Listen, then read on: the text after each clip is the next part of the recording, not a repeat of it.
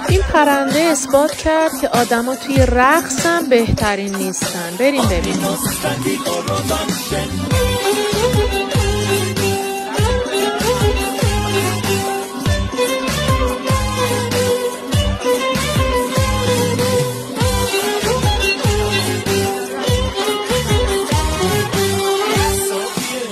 مثل هر شب اختیارم دست